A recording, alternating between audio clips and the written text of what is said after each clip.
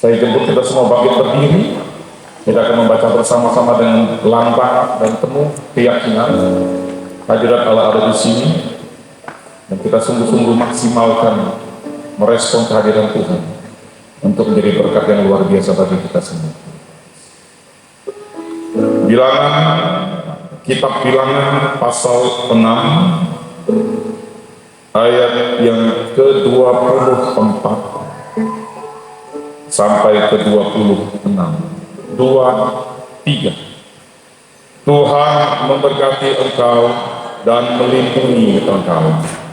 Tuhan menyinari engkau dengan wajah-Nya dan memberi engkau kasih karunia. Tuhan mengharapkan wajah-Nya kepadamu dan memberi engkau damai sejahtera. Silakan duduk, puji Tuhan.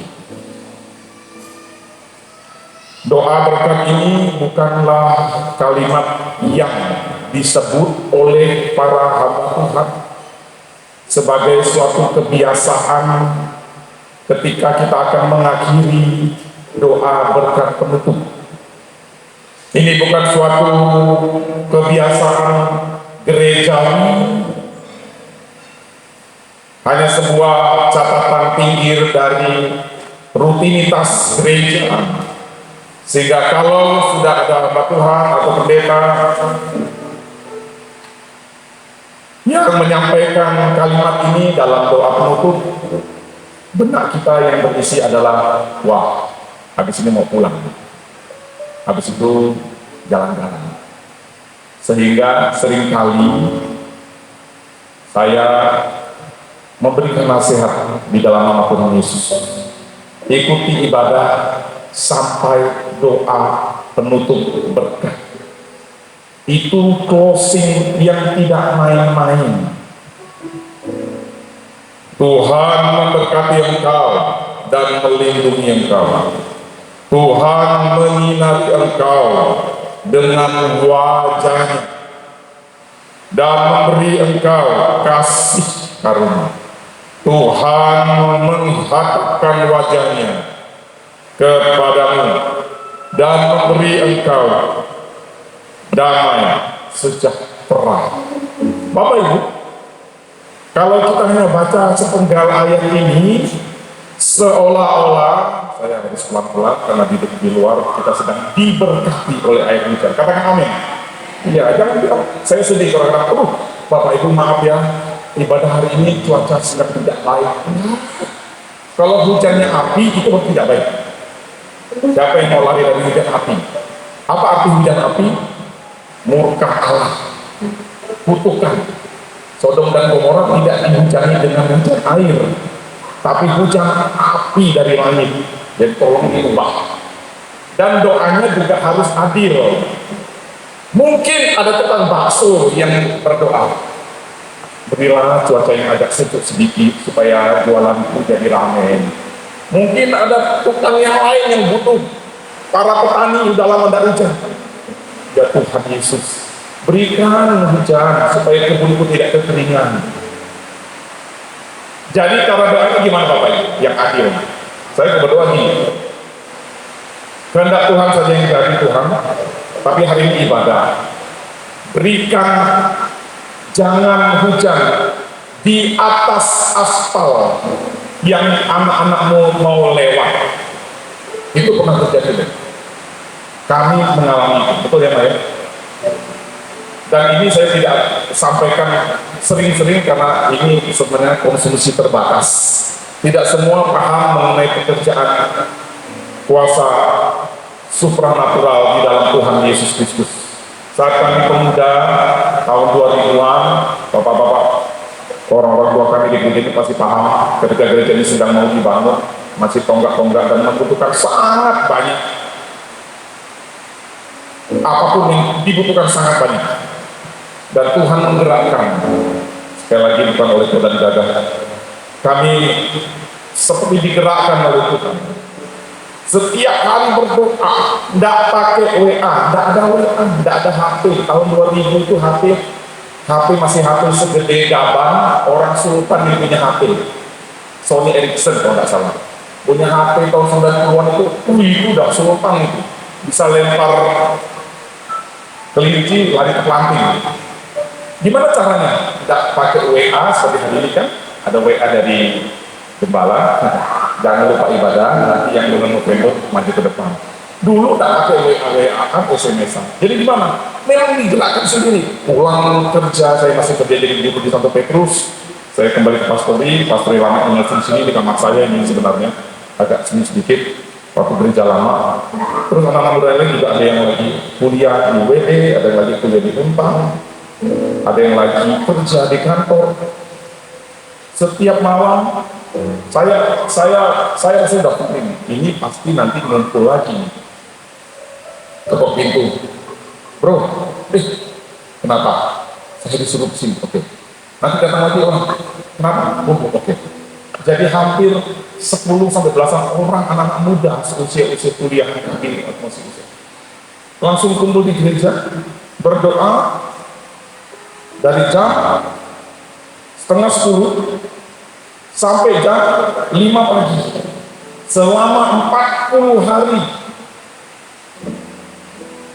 Kalau ditanya bisa diulangi lagi nggak?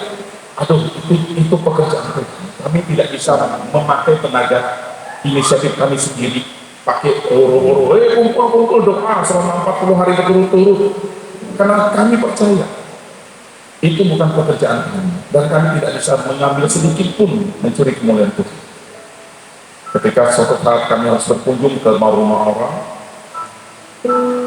hujan seperti ini, kita berdoa, Tuhan, kami mau ke rumah keluarga ini karena ada sesuatu yang harus dibereskan di situ. Kami berangkat, ini hujan, kami melakukan tindakan imam. Kami tetap tidak pakai jas hujan, tapi jangan contoh ya, karena itu mungkin sifatnya temporer dan tidak selalu harus terjadi seperti itu dan dijadikan doktrin. Jangan. Saya menyampaikan ini kesaksian, bukan doktrin, ya. Terus singkat cerita kami berdoa begini, Tuhan berikan hujanmu di kiri dan kanan jalur yang kami lewati. Hanya di atas kepala kami saja di jalur aspal yang kami pergi ke keluarga itu. Kami habis berdoa tidak kayak lihat ke langit, kayak seperti mencobai Tuhan. Ini benar tak Tuhan ya? Kami pergi aja. Ya paling-paling dalam hati kami basah tuyuk ya sudah. Tapi tidak mengapa sih kami pergi dari keluar kerja. Tiba-tiba memang hujan, tapi hujannya kayak di area kiri dan kanan aspal yang kami lewati. Tukang bakso tetap tersenyum, petani tetap tersenyum, kami bisa lewat tanpa hujan. Dan itu sekali lagi tidak selalu terjadi. Jadi sekali lagi saya sampaikan ini kesaksian, tidak jadi doktrin. Oh berarti kita semua harus bikin seperti itu. Tidak. Itulah kadang-kadang yang kesalahan para hamba Tuhan yang memakai kesaksian pribadinya dijadikan doktrin untuk dipakai sebagai resep, dipakai semua jemaat. Tidak boleh. Suatu hari ada lawatan Roh Kudus di Toronto, Kanada. Itu juga tahun 2000-an itu, karena saya masih kuliah di Jogja. Tiba-tiba dilawat Tuhan dan memang Roh Kudus membuat mereka tertawa berjam-jam.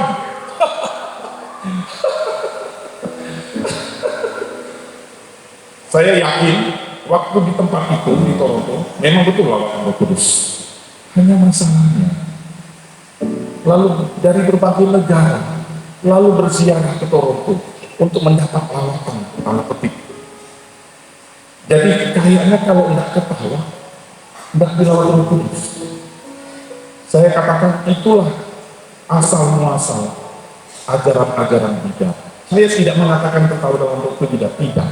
Tapi ketika kita mengejar manifestasinya tanpa mengejar intinya, yaitu apa?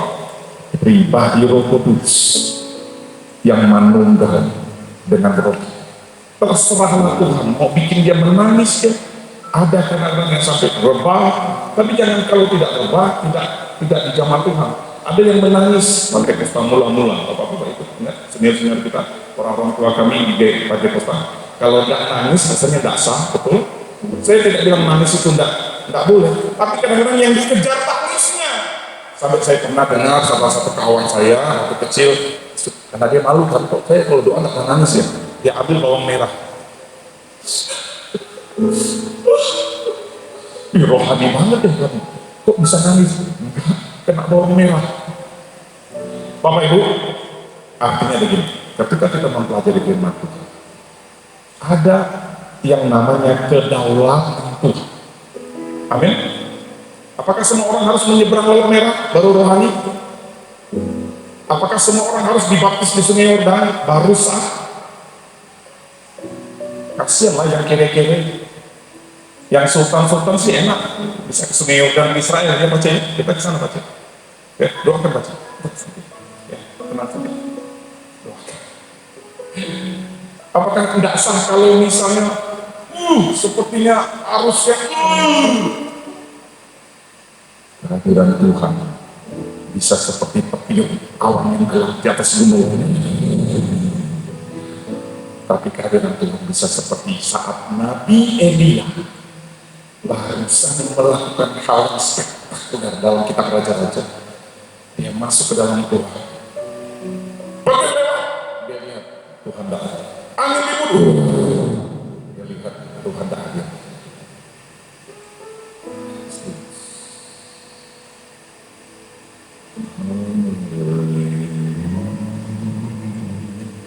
Dinginnya seperti ini.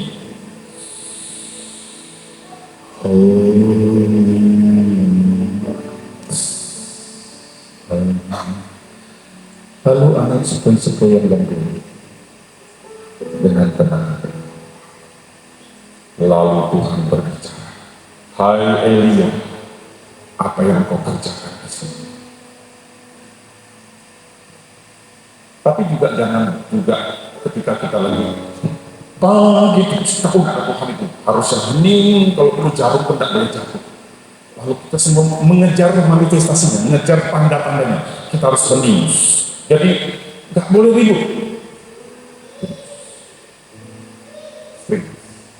Jadi harus ada Tuhan. Jadi dipolakan. Tuhan punya pola multi cita-cita. Manusia ciptaan yang terbatas ini aja punya pemikiran yang kreatif. Apalagi Tuhan yang menciptakan manusia yang kreatif. Katakan amin. Kenapa kita harus mempolakan Tuhan seperti satu pola? Kalau dengan pola yang lain Tuhan tidak bekerja. Dan perhatikan bilangan ini jadi pembukaan kita untuk mengerti firman Tuhan. Dalam bilangan pasal 6 ayat yang ke-24 saya ulangi tadi. Tuhan memberkati engkau dan melindungi engkau. Saya cari teks aslinya, transliteration terjemahan dari berbagai sumber, tidak ada kata moga-moga kira-kira Tuhan memberkati dan melindungi. Ayat 25, Tuhan menyinari engkau dengan wajahnya.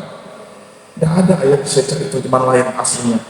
Moga-moga insya Allah Tuhan menyinari engkau ya. Syaratnya kamu harus gini, Tuhan baru menyinari engkau. Syaratnya gini, baru Tuhan akan kasih engkau kasih karunia. Saya baca lagi ayat 26. Tuhan menghadapkan wajahnya. Perhatikan Pak Yul, saya menghadapkan wajahnya kembali. Dan memberikan damai sejahtera. Kalau Tuhan sudah bilang, aku sedang menghadapkan wajahku kepadamu. Apa yang sedang dilakukan oleh Tuhan? Dia perhatikan. Apa yang ada dalam wajah Tuhan? Mata, telinga, mulut. Ketika Tuhan berbicara dalam firman-Nya, perintah kepada Musa, Tuhan menghadapkan. Coba perhatikan wajah kita semua, tolong lihatkan ke wajah yang saya di sini. Ya, saya tidak minta untuk pelajari Alkitab di HP, jadi tidak usah nunduk. Silakan tidak usah balas dulu media sosialnya ya, walaupun mungkin ada omset 1 miliar, nanti Tuhan ganti jadi 10 miliar. Haleluya, katakan amin. Tuhan menghadapkan wajahnya kepadamu. Coba garis bawahi perkataan ini. Ketika ada firman Tuhan berkata Tuhan menghadapkan wajahnya, saya lagi kayak robot ini. Tuhan menghadapkan wajahnya kepadamu. Saya menghadapkan wajah pada Ibu Dano. Selamat datang Ibu Dano. salah satu tokoh MABT dan juga ketua Perwanti. Dia minta izin, bolehkah saya beribadah? Oh boleh, kalau perlu setiap minggu. Dan saya juga menghadapkan wajah kepada Pak Agung, misalnya Pak, mata saya menghadap kepada yang dihadap, tapi sebenarnya telinganya juga sedang mendengar segala keluh kesah permohonan doa Bapak Ibu semua. Katakan amin. Tapi Tuhan juga sambil melihat, memperhatikan. Saya suka saya kutip adalah Amsal 16 ayat 3. Mata Tuhan ada di segala tempat. Saya perhatikan yang di ruang kerja sana, tolong jangan main-main, misalnya kita dia operator saja, itu misalnya, tapi sambil juga saya ngasih tahu. Yang bekerja di operator saja, yang bekerja di dalam sana. Saya lihat ke atas, ada keluarga dari Bapak Heri Mustafa di atas, ada Debbie ya, betul Debbie ya, katakan dia. Nanti, Debbie, bajunya persis seperti ini. Merinding nggak? Nanti saya ceritakan. Bapak Ibu sedikit banyak itu sepeda takut. Boleh dan itu boleh. Oke. Kalau mau udah gini, berarti oke. Karena kita harus janjian sama mama. Beberapa minggu yang lalu Bapak Ibu saya ini. Percayakan kita Tuhan selalu kirimkan di dalam siangkan saya bicara tentang perlindungan dan pertolongan malaikat Tuhan berkemah di selain orang percaya. Amin. Saat ini tidak ada malaikat Tuhan kirim untuk menjaga kita dan ibadah ini pasti 1000%. Dan ada sesuatu. Ini jadi. Kamu pakai baju persis seperti ini. Saya pikir itu minggu lalu atau 2 minggu lalu, Mak. 2 minggu lalu. Saya pas khotbah tanggal 20 berapa ya? 22. Saya khotbah tentang bagaimana akan dimurkai Tuhan sehingga karena dosa akan seluruh Israel ketakutan. Saya perhatikan, saya jelaskan. Saya pikir ada Debbie di tengah-tengah situ. Nah, posisinya di belakangnya Fitri, di depannya Giri. Itu ada Giri ini tadi. Giri mana Giri yang datang? Oke, di depanmu Giri itu ada sesosok pakai pakaian putih. Wajahnya mirip Debbie. Jadi saya GR. Saya coba baca rekaman video saya tanggal 22. Iya, ya kan Dek? Gitu. Saya waktu bahas tentang kimia, farmasi, psikokriminologi tentang kimia tubuh yang aku. Iya kan Dek? Saya gini-gini. Saya pikir Debbie. Lalu Debbie sorenya juga pelayanan. Saya dengan kita ngomong begini, Dek. Tadi pagi kamu dulu pakai baju putih. Mana ada? Serius lah, Dek. Serius lah. Mana ada?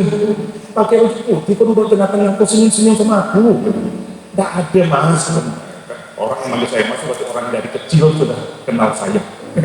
Ya, jangan. Tidak ada nih. Ya udahlah, saya pun langsung senyum, saya langsung nengok istri saya sudah kasih kode.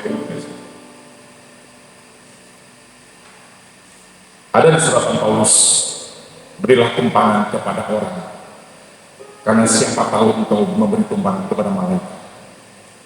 Tapi di dalam Wahyu pasal 12, malaikat yang sungguh-sungguh dari Yesus tidak mau disembah. Itu perhatikan. Jadi malaikat-malaikat inilah yang nanti jadi the God di agama lain. Dan mereka minta disembah. Oke? Jelas? Kalau malaikat yang Alkitabiah, yang pelayan hambanya Yesus Kristus, Rasul Yohanes waktu di Pulau Patmos dia mau menyembah malaikat. Malaikat bilang, jangan sembah aku, sembahlah Tuhan. Itu baru benar-benar malaikat yang dari Yesus Kristus.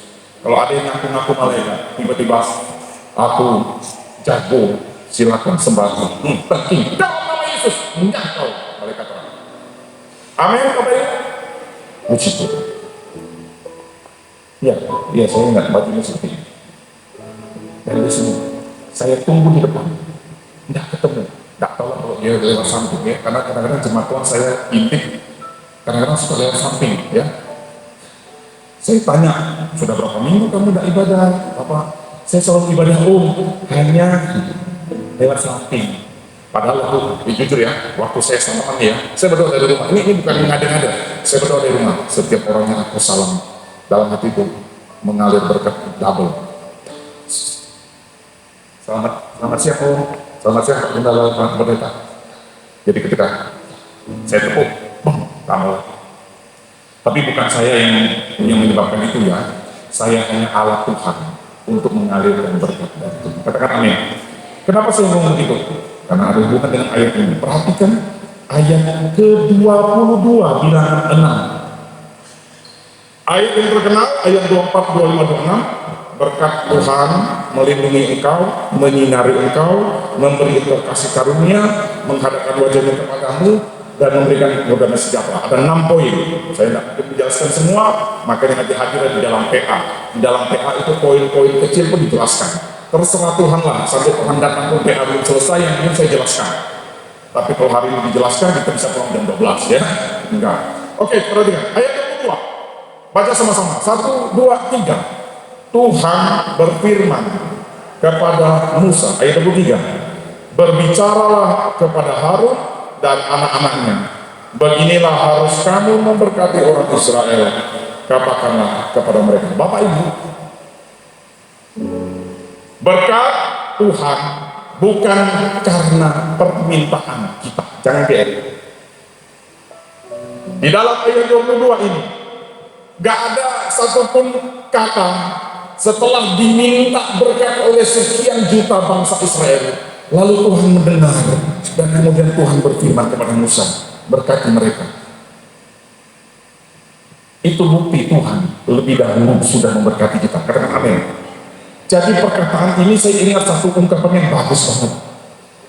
Kita bukan meminta berkat, tapi kita menyiapkan hati kita untuk menyambut berkat Tuhan.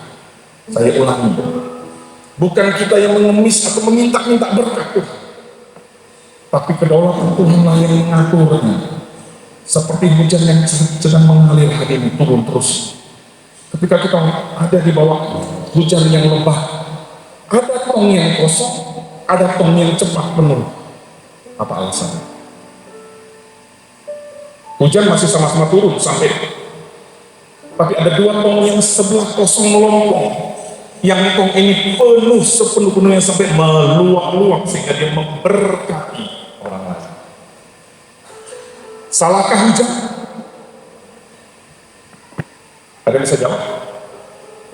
Rupanya tong itu lupa dibuka tutupnya. Bapak Ibu, kita semua bawa tong besar segede gaban pun, taruh di bawah hancur aji. Kalau dulu masih bagus ya, sekarang nggak masih bagus ya. Air terjun, taruh di bawah air terjun, tetap kosong. Kenapa kosong? Biasanya manusia kita yang langsung ngomong, Tuhan jahat benar deh, kita tidak capek bawa tong ke bawah air terjun, tak penuh-penuh. Tuhan jahat. Cepat menyalahkan Tuhan. Tuhan tidak bercakap ngomong, tinggal kirimkan malaikat atau orangnya lah. Kasih tahu itu, kau lupa buka tutupnya. Berapa banyak kita beribadah? Pergi kering, kolektor lagi, persembahan untuk dana kas Natal lagi, sebentar lagi, mengembalikan persepuluhan lagi, pulang tambah minus. Udah pergi nol, pulang minus kolektor, minus persembahan Natal, mengembalikan penuh. Lalu saya ingin salahkan, kalau tidak orang lain, pendeta, gereja, yang lebih parah, Tuhan jahat. Ini sama seperti kita bawa tong capek-capek, berharap penuh dengan air dari curahan air terjun. Dia pulang, dia pikir tong akan penuh dengan cepat karena debit airnya besar. Sekali dia lihat, wah, kok kosong? Tutup tongnya masih ada. Apa yang membuat kita menjadi kosong? Hati yang penuh dengan kepahitan, dendam, amarah, kejahatan, dosa. Saya tidak akan pernah segan-segan kasih tahu tentang bertobatlah sebab kerajaan Allah sudah dekat. Terserah gereja lain jarang ambil topik ini, mungkin takut lari kalau disinggung tentang kesalahan dan dosa. Padahal itu sebenarnya maksud Tuhan untuk mengasihi saya, kita. Tidak ada yang kebal dosa. Untuk sungguh-sungguh berjalan seturut kehendak Tuhan. Kamu mau diberkati? Perhatikanlah keadaanmu. Bukan tanganku kurang panjang untuk menjangkau hidupmu, betul? Bukan telingaku kurang tajam untuk mendengar seruan doamu. Tapi firman Tuhan tidak bisa melanggar firman-Nya sendiri. Tetapi ada dosa yang menghalangi. Seperti selaput nggak kelihatan, mantul. Seperti ini katakanlah ini meja. Ini kita di sini, ini seolah tangan Tuhan, mantul. Dan Tuhan bukan iblis yang mendobrak pintu. Tuhan di dalam kitab Wahyu berkata begini, aku berdiri di depan pintu, barang siapa yang mendengar suaraku dan yang membuka pintu, maka aku akan masuk dan akan makan bersama-sama dengan dia. Pertanyaannya, berapa banyak orang Kristen tidak membuka hatinya untuk menerima kehadiran Tuhan setiap waktu? Bisa karena dia lagi pingsan, lagi sakit, atau mati. Bisa karena dia mungkin setengah mati, tapi dia tidak buka pintu. Dia pertahankan pintu dendamnya, dia pertahankan pintu dosanya, sehingga Tuhan gentle. Dia bukan iblis yang didobrak untuk masuk, karena pencuri itu datang untuk membunuh, mencuri, dan membinasakan. Tetapi aku datang, nantikan ini, Yohanes pasal 10, untuk memberikan dia kelimpahan, the abundant life. Bahasa segedongnya, the abundant life, hidup yang dipenuhi dengan kelimpahan. Dan perhatikan ayat 22. Tuhan berfirman kepada Musa. Ini berarti bukan berdasarkan permintaan, tetapi sungguh-sungguh inisiatif Tuhan untuk terlebih dahulu, sudah, dan selalu memberkati kita. Katakan amin. Haleluya. Masalahnya ada penghalang antara kita dengan Tuhan yang perlu diberes. Sekarang kita akan masuk dalam 6 poin ini dengan cepat. Tuhan memberkati engkau, ayat 24. Tuhan memberkati engkau, bahasa Ibraninya barakah, bahasa Arabnya berkah. Lagu-lagu tadi penuh dengan kata berkat, ya. Saya khawatir, dulu saya juga seperti itu waktu kecil. Kalau dengar kata berkat berarti dapat uang, dikasih materi, itu berkat. Kalau dikasih hujan, oh ini bukan berkat ini menghalangi saya. Siapa bilang? Kalau diizinkan mungkin masuk dalam ujian ulangan umum kenaikan kelas, ini bukan berkat Tuhan ini pasti ini ada yang kita nggak beres. Siapa bilang? Saya lompat langsung dengan sebuah kesimpulan yang sangat memberkati saya. Dari segi teologis, arti berkat adalah, perhatikan baik-baik, segala sesuatu yang Tuhan izinkan terjadi dalam hidup orang percaya. Saya ulangi. Jadi berkat tidak semata-mata hanya sehat, diberkati. Gaji naik, diberkati. Doaku terkabul, pasangan hidupku dapat, diberkati. Itu baru bagian kecil dari keseluruhan arti berkat dalam Bilangan 6. Ketika Tuhan ngomong sama Musa suruh mengajarkan kepada Harun dan anak-anak sebagai imam. Beginilah harus kamu memberkati orang Israel. Katakanlah kepada mereka, Tuhan yang berinisiatif untuk memberkati orang Israel. Hari ini Israel rohani adalah kita orang percaya. Amin. Karena orang Kristen, orang percaya Yesus dianggap sebagai Israel rohani. Amin. Oke. Nah, ketika Tuhan berkata, aku memberkati engkau, itu berarti seluruh keutuhan berkat-berkat rohani dari surga. Bedanya adalah, kok saya duitnya lebih sedikit dari itu, nah itu kan manusia dan begitu. Saya cuma punya motor Revo, dia kok Pajero, kan? Mulai kan beda-beda kan? Saya hanya mobil Avanza, dia kok udah jangan ke gereja tapi kok punya mobil sampai BMW, kan? Udah mulai beda-beda kan? Kita sering membeda-bedakan, mengklasifikasikan berkat hanya hubungannya materi. Beberapa kali saya ketemu dengan orang-orang kaya, walaupun tidak sesultan orang sultan di mana-mana. Dan banyak di antara mereka teman saya, satu SMP, kami sering reuni di SMA juga. Setiap ketemu saya, dia bilang begini, karena nama saya Yohanes, mereka suka manggil saya Yohanes, kawan SMP. Nes, kau ini kok tidak berubah sih mukanya? Puji Tuhan. Saya langsung ngomong begini, itulah berkat Tuhan. Amin. Karena dia orang-orang di luar kebaikan Kristus. Bapak Ibu masih sehat hari ini? Berkat Tuhan. Pegang jantungnya, pegang. Masih berdetak atau ada atau jangan-jangan jantungnya sudah robot semua nih? Masih berdetak? Masih? Terima kasih Tuhan, katakan. Jangan susah untuk syukur.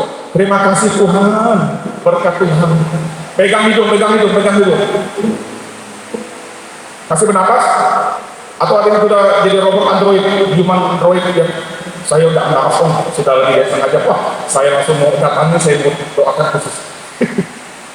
Itu berkat Tuhan. Firman Tuhan hari ini ringan-ringan saja ya, saya tidak pusing-pusing. Kita bahas tentang berkat Tuhan. Dan rupanya berkat Tuhan itu kita baca di dalam perjanjian baru sudah ada. Lukas.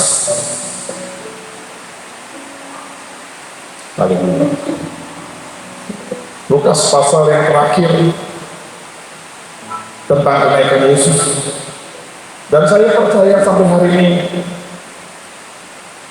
peristiwa ini masih berlangsung, digambarkan dengan postur Tuhan ketika dia naik ke surga. Lukas pasal 24 ayat yang ke-50. Sama-sama kita baca. Lukas pasal 24 ayat yang ke-50.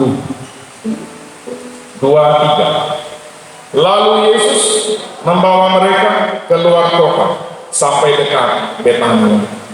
Di situ ia mengangkat tangannya dan memberkati mereka. Ayat 51. Dan ketika ia sedang memberkati mereka, ulangi kalimat yang saya garis bawahi ini, 1, 2, 3. Dan ketika ia sedang memberkati mereka, ia berpisah dari mereka dan terangkat ke, saya mau tanya, sudah nutup tak tangannya sampai detik ini? Ada yang ketemu ayatnya? Lalu diam-diam Yesus menutup tangannya. Tersembunyi di ayat Mazmur pasal 136 ayat 70. Hebat. Berarti saya bisa gantian Bapak yang khotbah, saya yang nanti harus belajar lagi. Ada ketemu ayatnya? Dengan diam-diam Yesus menutup tangannya, berhenti memberkati, dan dia duduk manis di Pulau Patmos bertemu dengan Rasul Yohanes. Gitu. Ada ayatnya? Ini gambarannya apa Bapak Ibu? Sudah inisiatif Tuhan untuk memberkati kita. Dia ngasih tahu Musa, suruh ajarkan para imam yaitu Harun dan anak-anaknya. Siapakah Harun dan anak-anaknya? Kalau dalam konstelasi empiris hari-hari inilah kita pelayan Tuhan, hamba-hamba Tuhan, para imam-imam. Dan ingat, Yesus memberkati sambil mengangkat tangan. Dan ketika ia sedang memberkati mereka, itu manis sekali ya. Kalau saya ada tim kreatif di gereja ini, tiba-tiba saya juga naik. Pokoknya udah dari tadi udah janjian pakai kawat, ditarik pakai katrol. Kapan-kapan lagi kita bikin itu ya. Kalau ada tiba-tiba ketika Bapak Pendeta memberkati umat, terangkatlah dia. Diangkat katrol maksudnya. Supaya kita dapat gambaran. Kita masih dan selalu diberkati Tuhan. Katakan amin. Hanya masalahnya kita selalu mengukur berkat dari materi, jasmani, uang, dan yang nampak. Firman Tuhan berkata, apa yang nampak itu sementara, tetapi yang tidak nampak itu kekal. Anak, istri, suami, pasangan hidup tidak akan sampai umurnya 150 tahun. Cepat atau lambat, kita yang akan berpisah dengan dia, atau dia akan berpisah dengan kita. Uang kita sebanyak-banyak apapun, tetap makan capcay atau satu piring, dua piring udah kenyang. Tidak ada orang kaya yang makan satu turun baru kenyang. Tidak ada. Tanya sama orang yang duitnya kebanyakan. Makan tetap sepiring. Malahan apa? Berkat anjuran dokter, saya hanya makan bubur tawar dan sayur bayam tawar. Waktu muda, aku ingin makan apapun, tapi duit itu kurang. Ketika aku besar dan dewasa sudah punya banyak dan ada uang, aku ingin makan semuanya, tapi yang melarangku dokter, supaya kamu tidak kolesterol, supaya kamu tidak darah tinggi. Itulah keterbatasan manusia. Amin. Bapak Ibu, saya akan tutup dalam satu ayat. Bilangan 6 ayat 27. Demikianlah harus. Ini masih ada rangkaian dari pra dan sesudah ayat 23, 24, 25, 26. Demikianlah harus mereka, maksudnya umat Israel, meletakkan namaku atas orang Israel. Mereka ini maksudnya Imam Harun dan anak-anak itu harus mengajarkan kepada orang Israel supaya mereka meletakkan nama Tuhan semesta alam di atas orang Israel. Ini syaratnya. Sama-sama kita baca. Maka aku akan memberkati mereka. Ada berkat Tuhan yang memang terus dan sudah mengalir, tapi ada berkat spesial yang ada kriteria meletakkan nama Tuhan di atas orang Israel. Saya kehabisan waktu untuk menjelaskan tentang apa yang terjadi. Nanti hari Kamis ada Bible Study. Saya akan kupas tuntas. Kalau tidak cukup ya kita ambil PA berikutnya tentang apa yang terjadi. Mungkin banyak YouTuber, pendeta-pendeta hebat yang membahas tentang apa Israel. Tapi saya akan olah dengan cara yang lebih membumi supaya kita paham apa yang terjadi sekarang di Israel, Hamas. Saya tidak menakut-nakutin, tetapi berjaga-jagalah dan waspadalah, karena akhir zaman sudah semakin kelihatan tanda-tandanya. Tapi jangan coba-coba tanya saya kapan Tuhan Yesus hadir. Sempat saya ngomong, saya sesat, langsung aja lempar telur busuk ke saya. Ini sesat, masa kasih tanggal, bulan, tahun datang Tuhan Yesus, ya kan? Tidak peduli siapapun dia, kalau dia dari tema ini, Yesus datang bulan November tanggal 33. Tidak ada tanggal 33 kan? Kelihatan bohongnya. Apanya dipercaya? Udah salah dipercaya lagi. Ada tanggal 33 November. Sembah dia hamba Tuhan yang hidup rapi. Pasti benar nih. Malaikat yang bilang begini, jangan sembah aku, kata malaikat dalam Wahyu 12. Ini ada manusia yang bertitel apapun. Tolong ya, saya mau lewat, tolong minggir, jangan sentuh saya ya. Nanti bisa lepas ini urapan. Ada satu kisah, saya tidak perlu buka. Kejadian 11, Menara Babel. Nama Yesus, nama Tuhan, diletakkan di atas orang Israel, maka berkat-berkat spesial akan terus mengalir. Tapi ada satu kelompok manusia. Tidak apa-apa kita buka Kejadian 11. Kejadian pasal 11 mungkin sudah pernah dan sudah tahu kira-kira mau kemana larinya kita. Kejadian pasal 11 tentang Menara Babel. Ayat 3, supaya kita tahu kisah ini. Mereka berkata seorang kepada yang lain. Kejadian 11 ayat 3.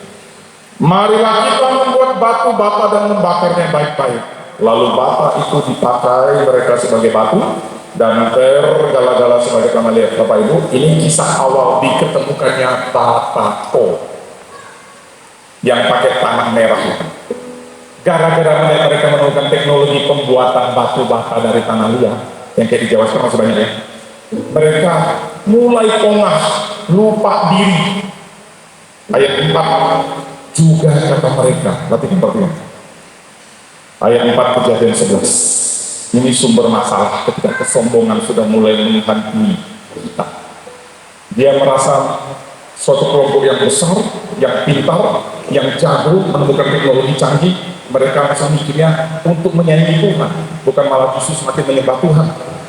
Ayat 4 berkata, juga kata mereka, marilah kita dirikan bagi kita sebuah kota dengan sebuah menara yang puncaknya sampai ke langit. Ini dalam sastra Ibrani itu sama dengan ngomong begini, ayo kita bersama dengan Tuhan. Persis seperti Adam dan Hawa di Taman Eden. Kata ular, kata iblis dalam bentuk rupa ular, kalau kamu makan itu sebenarnya kamu tidak mati, kamu akan menjadi seperti Allah. Jahat ya mulutnya si ular, jadi hati-hati, jangan mulut ular ya. Dia manis di depan tapi membinasakan kita. Tuhan murka lalu pisahkan Adam dan Hawa keluar dari Taman Eden, lalu keruk malaikat Tuhan yang sedang bernyala-nyala menjaga, tidak boleh masuk Taman Eden. Disitulah mulai manusia harus bekerja keras gara-gara nenek moyang kita. Jadi jangan salahkan Hawa ya. Marilah kita sama-sama kita baca, cari. Jadi banyak orang yang lupa dengan namanya, jadi dia harus cari. Saya berharap kita semua jangan lupa dengan nama sendiri. Ada yang lagi cari? Ada? Sudah tahu nama masing-masing kan? Nama saya Yohanes Maca Ugrindo, tapi saya tidak boleh cari nama. Mereka cari nama. Marilah kita, saya bawa ini dari terakhir. Marilah kita cari nama. Ini sebuah gaya bahasa yang sudah sangat jelas. Banyak orang jatuh karena cari nama. Banyak orang Kristen yang akhirnya diporak-porandakan Tuhan karena dia ujung-ujungnya mencari nama. Dan yang pasti bukan nama Tuhan Elohim, Yehova, alam semesta alam, Allah pencipta sinta bumi, tapi dia mencari nama pribadinya. Kalau di sini nama kelompoknya, nama bangsanya. Saya berpikir secara sedikit kreatif, sekiranya Adam dan Hawa tidak melanggar buah terlarang, mungkin hari ini kita masih menikmati Eden. Betul nggak kira-kira? Ini kita pakai andai-andai, betul nggak? Sekiranya nenek moyang kita yang di Babel ini tidak macam-macam sama Tuhan, mungkin hari ini saya bisa ngomong ya, ayo coy hai, boleh ndak ngomong, oke, halo ya, oke, oh halo, nah, wih, nggak perlu kayak ngomong Jawa, siapa tahu ngomongnya bahasa. Disinilah kadang-kadang mereka ambil sebagai sebuah ayat. Sebenarnya dulu ya, semua bahasa dunia itu bahasa Arab. Siapa bilang bahasa Babel? Bahasa Babel itu bahasanya urutnya khusus. Dulu kita mungkin kok nenek moyang kita tidak ngade-ngade seperti ini, bahasa kita sama loh, bahasa Babel. Ada ayatnya, kita satu bahasa, satu kaum. Ayat 6 Tuhan berfirman, mereka ini satu bangsa dengan satu bahasa untuk semuanya. Ada kalimat yang bagus banget terselip di dalam ayat 6. Perhatikan Bapak Ibu sungguh-sungguh sebelum saya akhiri. Dan ia berfirman, Tuhan berfirman, mereka ini maksudnya bangsa Babel yang mencoba untuk bikin menara Babel dan akhirnya diserap berakan. Satu bangsa dengan satu bahasa untuk semuanya. Itu harusnya keren ya.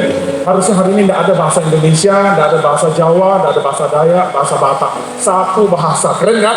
Kita jalan-jalan ke Irak, bahasanya sama. Kita jalan-jalan ke Kutub Utara, ngomong sama orang Eskimo, bahasanya sama. Kita ke belantara hutan Amazon sama Kalimantan, bahasanya sama. Gara-gara nenek moyang ngade-ngade mau cari nama, menyombongkan diri sampai ke langit. Tuhan paling benci dengan kesombongan. Amsal berkata, tinggi hati mendahului kehancuran, kerendahan hati mendahului kehormatan. Karena nama yang dicari Tuhan serap cerai-berai. Tapi ada janji Tuhan yang terselip dalam ayat 6. Perhatikan. Ini barulah permulaan usaha mereka. Mulai dari sekarang, sama-sama baca. Ini janji buat kita loh. Ini Tuhan yang ngomong ya, bukan orang Babel yang ngomong. Apa, sama-sama kita baca. 1, 2, 3. Apapun juga yang mereka rencanakan, tidak ada yang tidak akan dapat terlaksana. Ini mungkin bahasanya agak perlu pemikiran lebih lanjut. Artinya gini, apapun juga yang mereka rencanakan akan terlaksana. Betul nggak kira-kira? Sama nggak? Tidak ada yang tidak akan dapat terlaksana. Berarti bahasa singkatnya, apapun juga mulai sekarang. Tuhan bilang, di sisi lain dia menegur dengan mencerai-beraikan seluruh kaum bahasa berbeda-beda, tapi di sisi lain itulah keadilan Tuhan. Sisi pertama menegur, sisi sebelahnya Tuhan memberikan janji yang baru. Mulai sekarang umatku manusia kalau mau bikin rencana akan terlaksana. Yang ngomong bukan Pak Joni, bukan Pak Pendeta, Tuhan sendiri dalam firman-Nya. Tidak ada yang tidak akan dapat terlaksana. Dalam Filipi 2 ayat 8. Dan dalam keadaan sebagai manusia, Yesus telah merendahkan dirinya dan taat sampai mati. Bahkan sampai mati di kayu salib. Nanti kita akan memperingati korban Yesus perjamuan asal kudus. Itulah sebabnya saya sukanya ayat ini, Filipi 2 ayat 9. Itulah sebabnya Allah sangat meninggikan dia dan mengaruniakan kepadanya nama di atas segala nama. The name of the name. Ayat 10. Supaya dalam nama Yesus. Saya ulangi. Ini saya teriak dalam alam fisik dan juga alam roh. Supaya dalam nama Yesus bertekuk lutut segala yang di langit dan yang di atas bumi dan yang di bawah bumi. Ayat 11. Dan segala lidah mengaku sama-sama dengan keras lantang katakan, Yesus Kristus adalah Tuhan, bagi kemuliaan Allah Bapa. Kita bagi penuh. Berikan kemuliaan Tuhan yang dahsyat. Hari ini jangan pernah takut. Silakan bagi diri kita akan mati. Ketika engkau menghadapi hal-hal yang mungkin buntu, berserulah, karena nama Yesus bukan nama sembarangan. Dalam nama Yesus Kristus, hai iblis, menyangkal. Segala permasalahan Tuhan, aku tidak sanggup mengatasinya. Dalam nama-Mu yang berkuasa, percayalah, Tuhan memberkati dan melindungi engkau. Tuhan memancarkan sinar wajah-Nya kepadamu dan memberikan kau kasih karunia. Tuhan menghadapkan wajah-Nya kepadamu dan memberikan kau damai sejahtera. 6 poin berkat ini sudah menjadi bagian milik kita. Permasalahannya kita seringkali lupa dan menutup mata rohani kita, seolah Tuhan belum memberkati kita. Persoalannya, perhatikanlah keadaan kita masing-masing. Apakah hidupmu sudah betul-betul sungguh-sungguh percaya mengandalkan Tuhan Yesus sampai percaya janji-Mu jadi. Sampai kita mempersiapkan kita untuk perjamuan.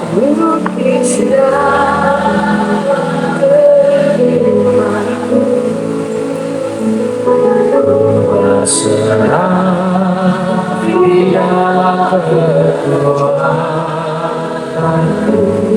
hanya Kau selamanya bagiku. Percaya janji-Mu ajaib, terukir dalam kehidupanku. Berserah di dalam